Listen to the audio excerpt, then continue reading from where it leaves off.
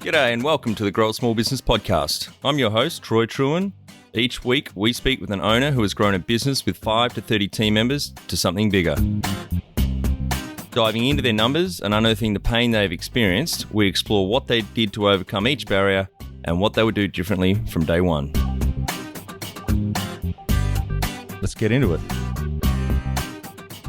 Welcome everyone. Today I'm interviewing James Price from Mirus Group. He's based in Sydney, Australia. Thanks for your time today, James. Great, no problem. Let's start with how we know each other. Amanda Jones from Collins SBA here in Hobart, where I'm based, used to work with you, as I believe. Absolutely. Pretty soon into our journey with Mirus, we were looking for a marketing person. And through mutual friends at the aged care channel, we were able to share Amanda for a little while, and eventually we successfully got her full-time before she went to her next chapter down in Hobart. Oh, right. Great. So this is after her time in New York. Before and after, actually, yes. Yeah, great. Well, tell our audience a bit about your business, what it does and how it makes money. So Mirus Australia is a advisory and technology business in the aged care sector. And we've been around almost 13 years. We'll celebrate that anniversary in October. We started out fixing a business problem for clients, and that problem was around maintaining full entitlements from the government for aged care funding. And what we quickly found is that work was very much project-oriented, which meant that when the project's finished, we were often seeing the results tail off. So our challenge was to use technology, business process, and what we call a business co-sourcing arrangement, not outsourcing, but co-sourcing, where we can sit with those teams on an ongoing basis to help them stay on top of those revenue management issues. And the reason this was so vital is you have an industry who basically got into the industry, the workers did, in essentially to provide care to people, not to manage spreadsheets and deal with government legislation and funding mechanisms. So our partnership model was to support our clients to be more successful. Mm-hmm. And we started off in a revenue space in terms of government subsidy. Then we moved into CRM and marketing. And most recently, we've been helping manage rostering and workforce management.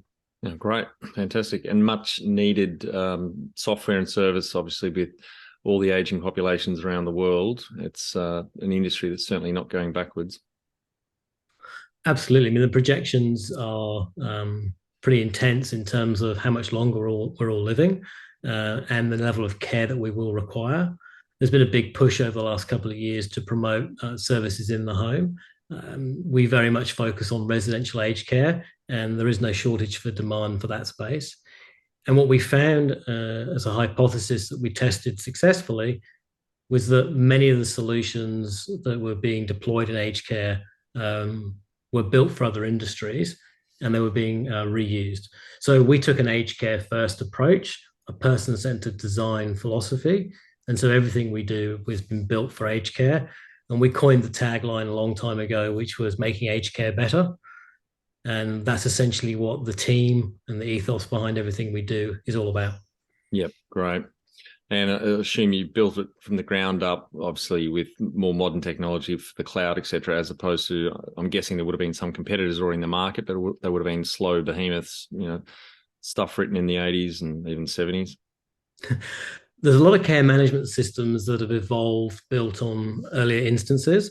When we started with a consulting methodology, and the first platform we built was business intelligence. And there wasn't really anything that compared with it at the time. And we went with a mobile first approach, partnering with MicroStrategy to build an in-cloud solution. And that solution is still in place today. We did see competitors come along in time, and no one really competes with our business on the whole, but there's many businesses that compete with parts of what we do. And as we've evolved those technology solutions, we partnered with Salesforce for our CRM solution. But when we built our rostering platform in 2016, we actually acquired a digital design business. And we brought in around 15, 16 staff. And the prime purpose of that was not only to help transform legacy applications in the sector, but to really focus on our rostering platform.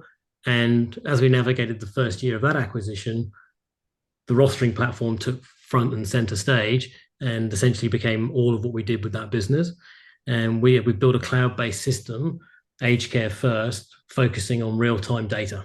Right. And the CRM you mentioned as part of your offering, that's something you've now developed and you've moved away from integration with Salesforce? So we're still using Salesforce. What we did was we skinned it end to end using an application called Squid. And what that meant was the typical user of the system wouldn't have to learn how to use Salesforce. They really just have to understand the workflow of a client admission system. And so the idea was to kind of drop those barriers to adopting tech, recognizing that many of the people that would be using that tech wouldn't have had much exposure to software platforms like Salesforce. Yeah, great. How did you start out? So 9.5 years at PwC, and towards the end of that tenure, I was working in the health space, specifically aged care, with Rob Covino, who's the co-founder of Mirus. We set about solving a key problem for aged care clients, many of which were clients of the firm, PwC. And after about a year of that, we decided that this was something that we wanted to do further and also invest in technology. And building technology is not a strategy for the big four firms. So we decided to take the plunge and then go out and build it ourselves. And so essentially we emulated a business model we'd started, but then quickly moved on to more expanded offerings around technology and process. Yep, right. And in 2010, when you made the jump from PricewaterhouseCoopers to start the business, how old were you then? 36. Do you have any key numbers you can share to illustrate the growth of the business over those 13 years? Absolutely. So the first month we were 2 employees. We won our first client contract 3 months in, and that contract is still the second biggest contract we've ever had. Wow. And only just slightly smaller than the third contract, which is the biggest. So when we won that first contract, we doubled the staff. We employed 2 people. We employed those fellows back in would have been November. One of them's still with us. Then within 6 months, we'd started investing in a technology platform, and we launched that within a year of starting the business. And that platform took something like 18 months to break even. And that quickly became a dominant platform in the sector. And if we look at market penetration, it's used across about 90,000 beds, and there are 220,000 beds in the sector. So it's almost a third of the industry have access to that platform. And once we had that platform in place, we did that with a technology partner because we had a very small IT team. We had 2 people, then 3 people. Now we have something like 25 people in the technology space because we're using our own platform. And that's part of I think the secret to how well we did that at the start is that we didn't try to do everything. We recognized there was a platform, and MicroStrategy, as well as Salesforce a couple of years later, they're billion-dollar organizations, multi-billion-dollar businesses. So their platforms are scalable and reliable. And when you're a small business, you've got to recognize what your strengths are. And our strengths were being relevant to customers, customer services, solving problems. We weren't a deep technology shop. Although fast forward 13 years later, we're a pretty deep technology shop these days. Yep. It sounds like a lot of nerds in a small space, 25 of them. Yeah, hopefully they won't listen to this. But, don't worry, I've got a computing degree, so I'm sometimes confused as a nerd. And the number of full-time team members you started with were 2. What did you grow to now? What's the full-time equivalent? These days, we have about 55 people. Yep. And the majority of those people are in Sydney. We've got a couple in Melbourne, Brisbane, and Adelaide. But we've also got a team in Belgrade who provide offshore support for us. Yep, fantastic. Not to mention, I shouldn't forget, we've got 2 people in Vietnam as well. Shouldn't forget them. Yep, great. They're quite an international team then. Absolutely. And part of the reason for building that team in Belgrade was we do a lot of paperwork and processing for clients and audit and analysis work. The team based offshore can do that overnight for us so that we Yeah. can have really fast turnaround times. And as we look to support, there's only a 2 hour window where both offices are generally not online. Yep. So we can bridge that gap with a little bit of overtime. Yep. And yeah, chasing the sun, that's phenomenal service when you can set that up. Absolutely. And just looking on your website, just to close out other key numbers to illustrate the growth, it says here, so you've got $6 billion annual total revenue under management. That's huge. It is. The industry is funded a huge amount of money from the federal government. It's distributed via Medicare. And that platform I talked about earlier, Mirus Metrics, is across 90,000 beds. And so that's a reflection of how much revenue we see. Yep. The incredible thing about that, and everyone talks about big data a lot, is that we're able to use that vast amount of data to gain insights, benchmarks, trend analysis, and reporting across the sector, which means when we talk to one client, we don't have the benefit of just understanding their numbers. We can actually look at what's happening, the good, the bad, and the ugly, if you like, across all the other clients. And that also becomes evident when we're looking at business process, not necessarily re-engineering, but helping clients run their business process. We see what's good, what's bad, and otherwise at other clients. And that helps everyone in the industry rise as a whole, because you very, very rarely find an industry that is as collegiate as aged care. Yep. They're all trying to do the best with each other. And of course, there's competition for residents to fill beds. But if they can share learnings and experiences and practices, then they all rise. Yep. Yeah, there's another stat here on your website. 40% is the average time saved daily through process improvements for facility managers. So that's an amazing value proposition. Absolutely. And one of the ways that we demonstrated that is we're not shy about giving away the secret sauce. If there's a good business process, we let our clients see it. And then we ask the question of a client, with that business process, if we all agree that that is the right process, it's a combination of, do you do that alone or can you do that with us? And one of the key things we did was we created something called a process companion, and that was essentially to support the regular routine of financial analysis reporting through the month. And we showed how you could do it with Medicare screens. So you go to Medicare, log onto the screen, go to here, go there, pull this information. And then on the right-hand side of the page, we said, this is how our tool will do it for you. And what you spent 5 minutes on there, you can spend 1 minute on here. Yep. And right. That really helped people understand the difference. And that's where that 40% stat comes from, which is if you've got repetitive tasks, how can we make the machine do them for us? Yeah. Yeah. Fantastic. When was the moment you felt like you had succeeded? We had, I always remember the first phone call I took from a client. I was driving home from the city to Bondi, where I lived at the time, and the phone rang, and it was the COO of the organization we pitched to. And our first client was supposed to be a small client, but this was about the fifth biggest aged care provider in the country. So I remember the phone ringing. I pulled over to the side of the road opposite the SCG and took the phone call, and they said, "We'd like you to work with us. Can you do something on price?" I said, "Look, let me go and talk to the other guys and come back to you." And at that point, punched the sky a couple of times and whooped and hollered, called the client back in the morning and said, "We can make some concessions on the contract and we can start Monday." And we did. So that was really the first win for us. The second one, when we started to build that subscription service for the business intelligence solution, we got to a point where our subscription revenue was greater than our costs every month. Because when you're in consulting, it's very much you eat everything you kill, and you're always on the hunt for the next piece of work.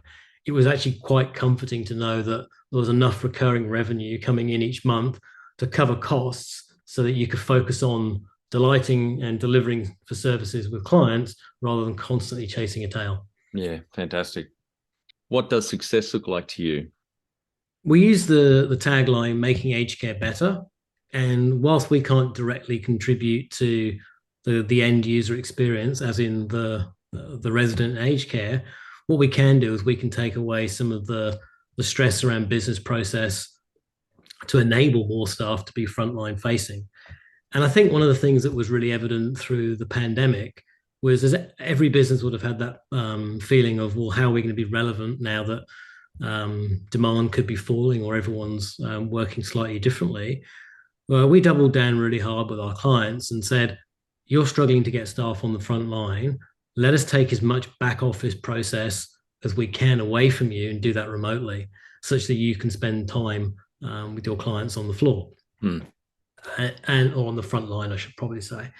And that was a pretty good feeling because that resonated pretty well with our clients, and we've still managed to enjoy a lot of that since the restrictions have lifted a little bit. Yeah, and also with the Royal Commission recently, so there's a massive staff shortage, not just in across most nations, but particularly in aged care here in Australia. So I could see how that would be even more valued in the last 5 or so years. Absolutely. And one of the things that we've been focusing on in our workforce journey is helping people prepare for what's happening from the 1st of October. Now, some of that was by design and some of it was by accident. But as we built our workforce solution, we looked at other models around the world. And it was only a matter of time, in our view, before some sort of ratio was introduced. Now, we saw in childcare a few years ago that you need one educator for every 10 children or thereabouts. But in that model, every child is considered equal in terms of the attention they would be given, etc. In aged care, they've changed the funding model last October to something called ANAC, and what that means is there's 13 different levels of funding. I think there's 13. I'd have to check that. But they all have a different amount of dollars that go with them per day, but also a minimum requirement for minutes. Now, if you can adhere to those minimum minutes, then you achieve a better star rating and you remain compliant under the Aged Care Act. But managing that data is not trivial. Mm. So we've been on the front foot there. And as part of one of the outcomes of the Royal Commission was greater funding for the sector, but with an expectation for more people. Yeah. So managing that number of hours as accurately as possible to stay compliant and not be overspending on hours is critical when we've got scarce supply. Yeah, definitely. Number one thing you'd recommend to marketing a fast-growing business? Amanda? No one's ever given that answer before. No, but maybe again one day. Yeah. I think for us, it was the business to business marketing was very important. So a lot of what we did was built on relationships. So part of our early strategy when we were talking to clients is, and this is easier when you have a couple under your belt, is you'd ask a client or a prospect, who do you know? And if it was a client of ours, we'd say, well, please reach out to them to get a reference. So rather than me, you've met for the first time today, tell you how wonderful our services are, I'll give you a brief overview, but I really insist that you go and speak to somebody else who's used the service. So when you're small, I think that peer-to-peer network can be really useful. Then I think from there, you really need to know what you stand for. And I think it needs to be really simple. And it can't be overcomplicated in terms of we do this, that, and everything. And you can't be all things to all people. So you've got to pick one area and you've got to do it well. Now, that actually also came as a bit of a challenge in the future as well, because you get very well known for doing one thing. And so it's difficult then to diversify into other things. And one of the key things we were very adamant about when we named the business was it didn't have the names of the people in the business, and it didn't tell people what we did. Yeah. Because then we weren't constrained in that respect. I think these days digital is good for everybody. You can have a very strong presence online, and you can play against the big players at a fraction of the cost. That wasn't always the case. So I think having clear messaging, a clear website was very, very important for us. How did you fund the business? So we had an angel investor who's still in the mix today. And so that investor brought us some capital. And we've been very fortunate that we've been pretty much cash flow positive from month 4 onwards. So we funded it all privately. Over time, we've brought in a bit of bank debt. because as a business, you've always got to make that decision of, well, if I want to grow a little bit faster, I need access to capital. Do I dilute or do I leverage Debt. Mm. yeah, leverage debt a little bit. And that becomes easier when you've got a good book of clients and you've got a consistent revenue stream. Yep.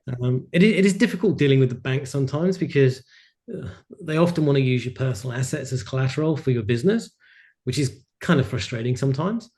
That's why I think a lot of people would look to other funding sources, whether it be a startup fund, a growth fund, or high net worths. If you were to start up today with plenty of funding, would you go into your industry? Yes, I think I would. I mean, especially if it was right now, because we've just seen an industry change. We've moved, it's the biggest change we've had in 15 years. The last funding model was introduced in 2008. And when there's change, there's opportunity to drive improved services and useful offerings. Yes, I would. I do a few different things or a few things differently, but wouldn't everyone with the benefit of hindsight, right? That's right. 2020 vision in hindsight. Mm. And can you outline the most stressful point in your small business growth journey so our audience can learn from it? I think COVID was a pretty stressful time for us. Um, we were we were very deep into technology development at the time, so there was a buffer of probably 6 to 9 months, operating cash flow, which if the bottom had fallen out of the market for us would have been pretty tough. So the stress there was pretty pronounced, but I think credit to the team on that. They all knew what we had to do, and there wasn't any shortage of commitment, enthusiasm, and good ideas to keep moving. And we all rallied together. So that was probably the most stressful time for us. But on the flip side, um, we all got to work a little bit more from home. We got to see a little bit more of our families. Mm. And there's a lot to be said for having time for deep thinking without distractions. And it's one of those things we experience now when you look at developers. Developers can have a commute like the rest of us, and asking a developer to commute half an hour each way, and then have to wear noise cancelling headphones in the office to be able to concentrate kind of seems counterproductive. Yeah. Where in the development world, you're having a daily stand up, so you don't worry about productivity. The only thing you really worry about is collaboration and mateship, really. Mm. I mean, much like yourself, I guess we're of a similar vintage, but when we grew up in our early careers, we had lots of people around us. Yep. And now a lot of people are at home. How long can we do that before people start to, find that difficult, Yeah. less fulfilling? Yeah, the pandemic was quite a challenge on many fronts. And it's interesting seeing everyone, or businesses trying to get people back into the office. There's still a lot of resistance, but yeah, we're obviously social creatures, so we need it, not just socially, but the social part of work as well, for our mental health and happiness. Absolutely. I mean, the greatest study in happiness, I think it was Harvard that did it. It's over 80 years now long. And their finding consistently is that the secret to happiness is relationships, friendships, etc., and hanging out with people. So, absolutely. So we have a commitment that we try and get people in the office a couple of days a week, but once a month we insist on everyone coming in, and we'll have a town hall session for a couple of hours in the afternoon. A lot of people will collaborate in meetings in the morning, and then we'll all have a drink, piece of cake, and socialize in the afternoon. Yeah. What area in business do you feel you've had to work on the most to add the greatest value?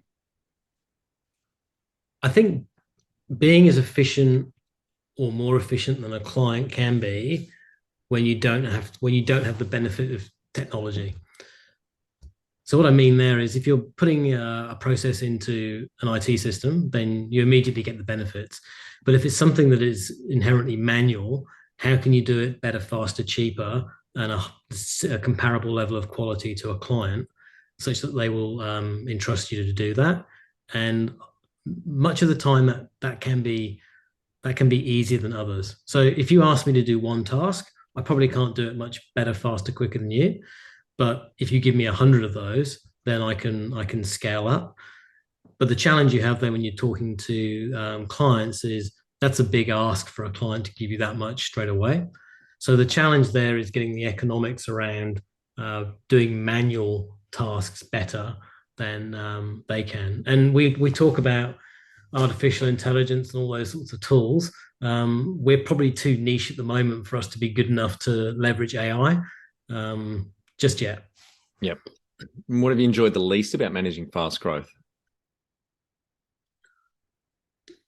Cash flow is the hardest thing in a small business, and you don't have the benefit of, especially when you're privately funded, you don't have the benefits of big cash reserves to go and build. So you're always having to find a way to pay for new solutions and development with clients.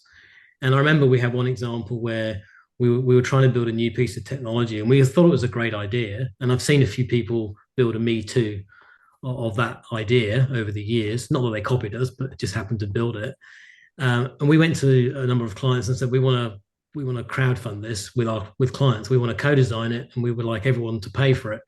And at first everyone thought that was a great idea. But when you asked them to put pen to paper, everyone said, well, why don't you build it and we'll see if we like it. At that point, we said, well, we actually can't go and build that because we can't take the risk alone. We think it's good. You've told us you think it's a great idea, but we just can't take all that risk. And so that's a kind of a big challenge for us is that you've got great ideas of things that you want to build, but you can't do everything. Yeah. What do you love most about growing a small business? It's exciting and you can do things quickly. So anyone who's worked in a large organization with layers of process and approvals knows how long it can take to bring something to market. I referred earlier to the minimum minutes legislation that's coming in October. We knew about that before October last year, and we had prototypes ready by the time October came around. And now we've got a solution we're taking to market throughout May, June, July. The competitors in the rostering space who tend to be global behemoths, they're behind because, and that's no detriment to them. They're huge organizations, sometimes billion-dollar organizations, and aged care is a small sector for them. So being that this is our main sector and we're an aged care first business, the agility you get with the small business is terrific, and you can spin something up really quickly. And in the world of person-centered design and co-design, you can have a prototype on someone's desk in a few weeks, or not even a few weeks, a few hours, and you can get feedback. So that's the exciting thing is you can just make stuff happen. Yeah. What has been the biggest mindset shift for you in your small business growth journey?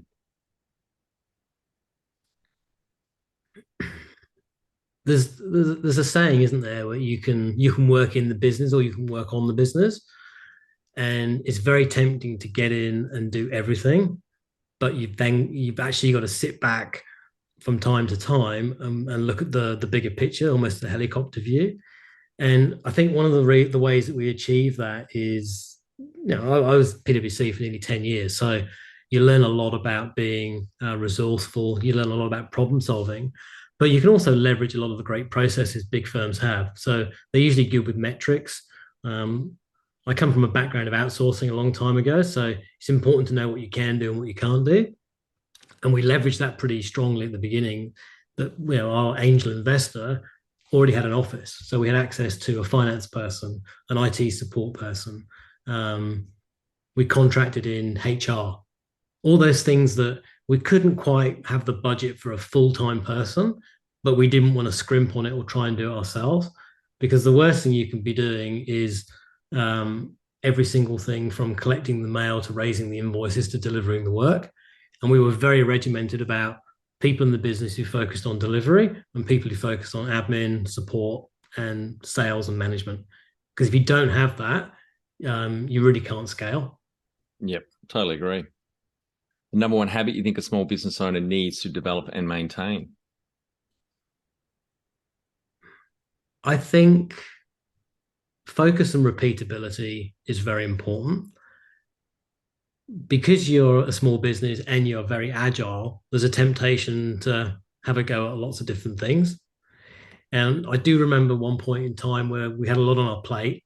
We had the innovation banner flying constantly around all the ideas we had. And I was talking to a client at a conference, and he was a CEO of an aged care home, and he said he used to work in insolvency and risk. And he said the number of times, James, that I'd see business owners who seemingly got bored with their business and tried to do new things and then fell over was astounding. And that was a real wake up moment for me to say, we've got to be really careful about how much we do that's outside core. So I think that repeatability and focus is key, is to understand what makes your business successful and don't try and deviate it from it too much. And another example I always like to use is when you take an idea to a customer, and if it's a customer in a regulated industry where there's many common businesses, often that's the first time they've come across that solution or idea. So you don't need to keep changing it. But if you're the person presenting that every week and every day, you feel the need to change it, probably to manage your own sanity, really. Yep. But you need repeatability. Otherwise, you'll compromise on what you've promised someone, what you deliver for someone, and the quality of it. And sometimes you've got to remember that what people have bought, other people will buy, and that repeatability and that continued focus on it is pretty important.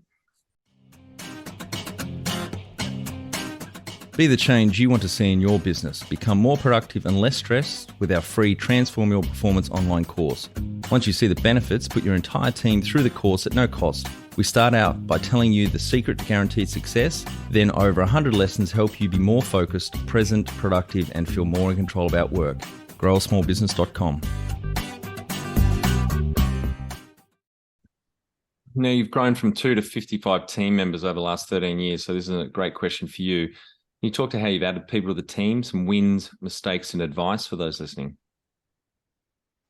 I think the wins for us really came from the beginning when we brought in a HR professional, so that we didn't try and manage recruitment ourselves. We did have recruitment through contacts, and that's been pretty good. But one of the things I will stress is if you recruit friends or people you've worked with before, you're often not looking to the market to see who else is available. And so for us, it's having that HR rigor around what is a position description, job description, what do I need, and then casting that wide enough is pretty important. And we've been pretty successful working with a employee referral scheme. So everyone goes through the same hoops and over the same hurdles that anybody else would, but it's a great way of getting some like-minded individuals into the business. Yeah. Out of interest, what size was the team when you appointed your HR person? And was it a full-time appointment, or you started them part-time and grew into full-time? So it's Mandy, and she would have joined us after about 2 years, and we'd be about 10 people at that point. Yeah, right. And she's pretty much full-time for us now. Yeah. There is a bit of flex in that. We're going through employee appraisal period and budgeting and promotions and pay rises right now, so she's pretty busy. Yep. But then there's other periods of the year where it's not quite as much as 100%. Yep, got it. What are some of the things you recommend to building a sustainable and kick-ass culture to help with the growth?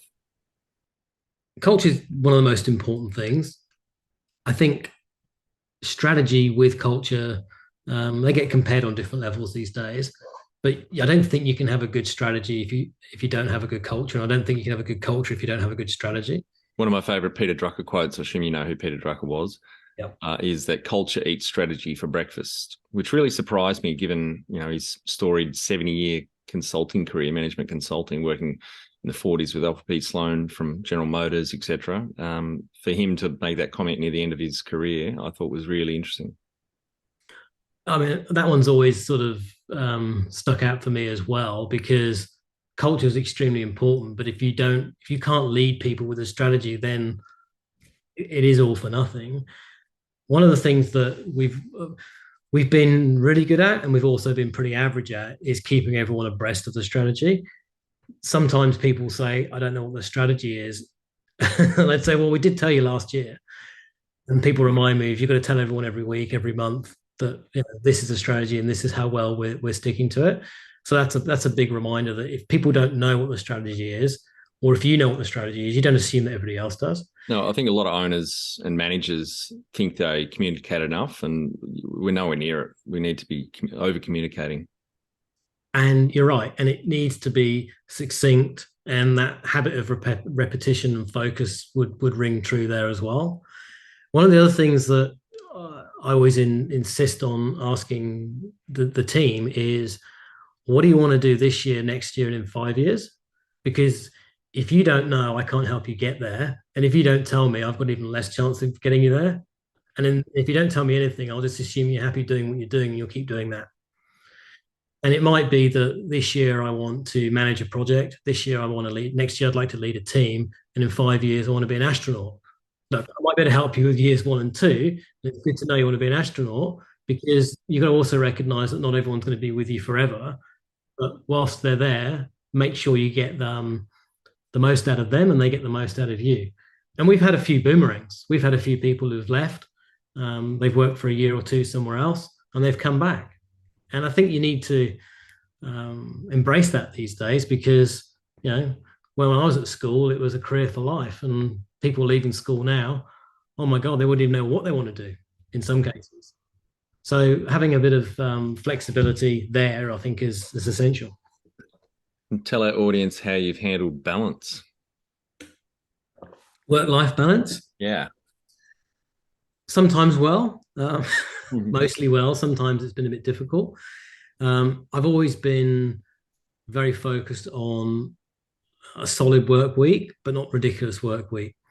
One of the objectives of Mirus was, you don't want to be earning more money by working more hours, because that's a pathway to somewhere I don't want to go. So value-based billing was a really big consideration for us. If you can take an hour to do it and I can do it in 5 minutes, why should I get paid any less for that? Yeah.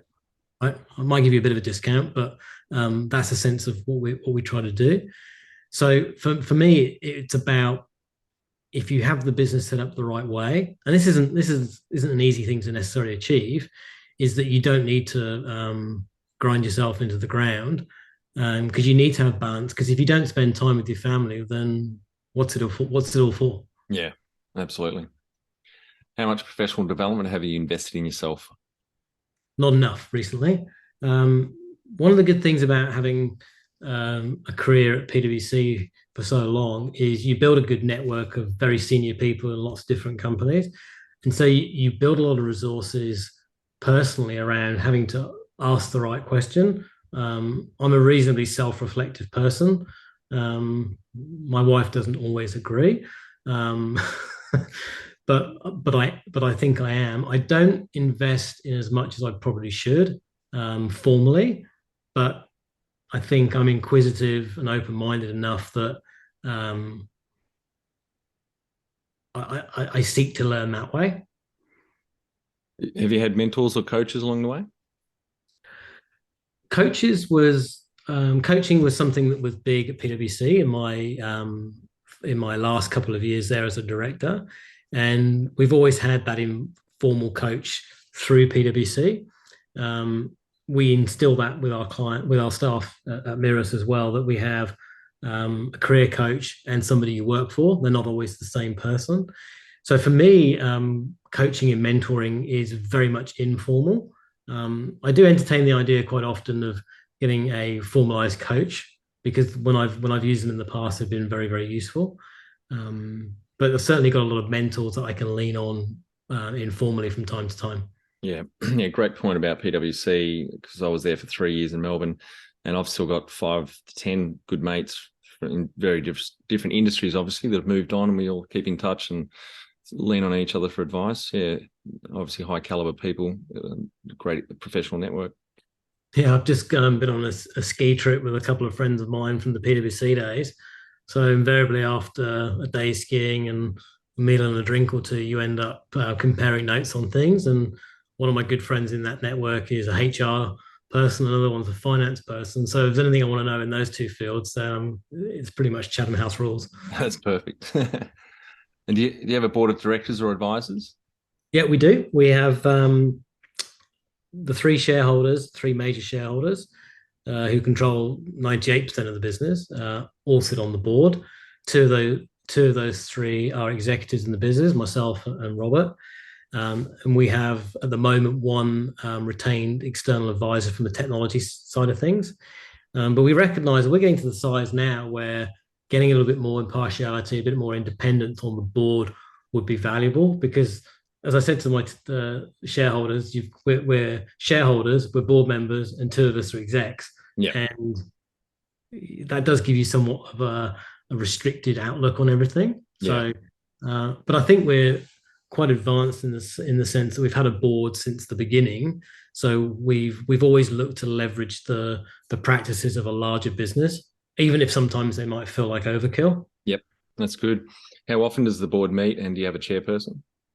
We have a chairperson, and we meet every 2 months. Yep, great. All right, James, we're on to our final 5 questions. What do you think is the hardest thing in growing a small business? Well, the hardest thing in starting a small business is your first client. The second hardest thing is moving to the next client and beyond, and ensuring that whatever you're doing with your clients is both adding value and it's scalable enough that you can make a business out of it.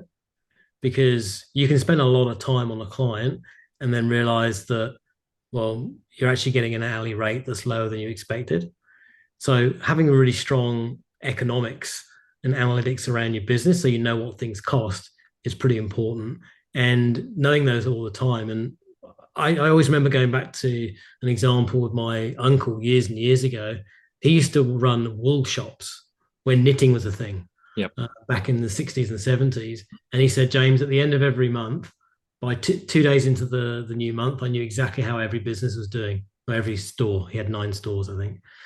And so for me, that always sort of resonated, that you need to know the economics, because you can get carried away with the number of customers you have, and you can then get to the point where you're doing a lot and you're not making much. Yeah, lose sight of the bottom line. Oh, absolutely. Favorite business book would just help you the most?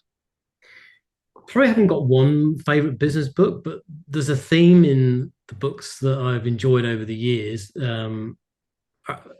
Marketing textbooks have always been interesting for me. Marketing was part of my degree, and my wife's a CMO, so we don't really compete too much on marketing intel. But those textbooks I find really useful in terms of reminding you that it's all about the customer. And if it wasn't for the customer, we wouldn't have a business. And so keeping up to date with some of those books from time to time is useful. Do you have any good marketing ones off the top of your head that you've read? This is a textbook from 1996 called Strategic Marketing Management. Oh, my goodness. Who's the author? It's Richard Wilson, Colin Gilligan, and David Pearson. And it's one of those books endorsed by the Chartered Institute of Marketing. And it's 35 years old now, but I still got it.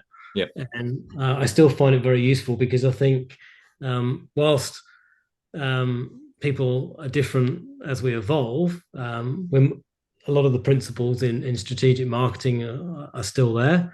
I'm no marketing expert, and I always joke with the team that I've got my marketing textbook here, but it's one of the things that always hit home for me. Yeah, I think small business owners don't invest enough in getting across marketing and understanding its value. Doesn't mean you have to be the marketing person in the business, but at least make it an area of knowledge that you swat up on. It's very, very important. And one of the things that we do well, a lot of the time, not all the time, and I've got a gentleman helping me with this at the moment called Max. He helped us design our rostering platform. Is he forces me to think about, well, what problem are you trying to solve here? Because just because you think it's a good idea sat behind your desk doesn't mean anyone else is going to buy it. So let's go and take that hypothesis and test it with a few people, because it's a great idea until a customer says no. Yep, that's so right. It's a great idea when a customer says yes. Yep, and they're paying for it. That's right. Yeah, definitely. Any great podcasts or online learning tools you use for your own professional development? Oh, I've just done some fascinating online learning for our ISO 27001. So IT security and all those sorts of things. I do So hope you're kidding. You didn't enjoy those, did you? well, they were really exciting. They were really exciting. What's really good, and we have a part of our business called Mirus Academy, is that we've looked at the micro learning as well as the traditional piece. And so the learning tools around micro learning I find pretty interesting. I have a pretty short attention span sometimes, and I think when you're in a small business, your time's pretty precious. So the notion of spending hours on a training course just scares me around, well, where am I going to fit that in? Yeah. One tool you'd recommend to help grow a small business? CRM. Yep. It doesn't need to be an enterprise CRM system. And when you talk about system, it could be as simple as a spreadsheet, although there's enough tools out there you wouldn't need those. But understanding who your customers are, who's talking to them, why they're buying from you, why they're not buying from you, I think is critically important. And you mentioned earlier, we're all about relationships. And if you don't track who those relationships are and who they're with, then you're probably not leveraging them as well as you could. Finally, my favorite question. What would you tell yourself on day one of starting out 13 years ago? Go big a bit earlier. Spoken like a true small business owner. Well, actually, one of the things that Rob, co-founder, talks about is the quote from Bill Gates, who said he wished he'd engaged government a bit earlier. And whether you engage government a bit earlier, or a major player, or a major alliance, or a major partner, going alone is one thing, but partnering with like-minded and organizations with scale it's a pretty spectacular way to accelerate your business. Yeah. You don't have to do everything yourself, I guess, is part of that message. Yeah. Fantastic. Thanks very much for your time today, James. I really enjoyed our chat.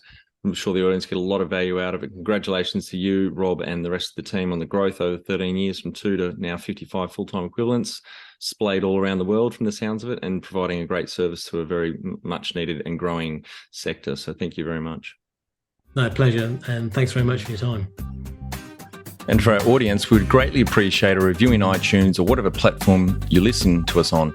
More reviews means we bubble up higher in iTunes, etc. So more business owners looking for podcast help with their growth will find us.